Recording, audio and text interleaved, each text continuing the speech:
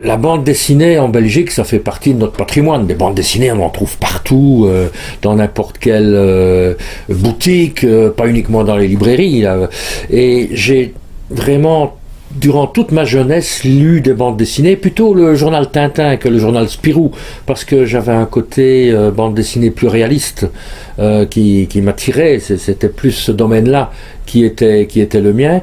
Et depuis le début, depuis mon adolescence, j'ai fait des bandes dessinées d'abord pour moi-même, pour me faire plaisir, et puis l'idée a germé de devenir auteur de bande dessinée, ce qui était pas toujours évident à faire passer au niveau familial. Les parents n'étaient pas très chauds que je me lance dans cette aventure, mais c'était vraiment mon but. Je voulais absolument faire ça.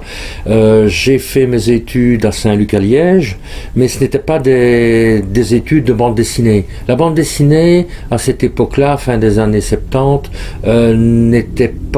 n'avait pas les lettres de noblesse qu'elle a aujourd'hui, et dans des écoles comme Saint-Luc, c'était un peu considéré comme un sous-art, parce que les profs c'était des peintres, des sculpteurs qui faisaient vraiment de l'art. La bande dessinée, c'était, on disait, de la sous-littérature ou du sous-art.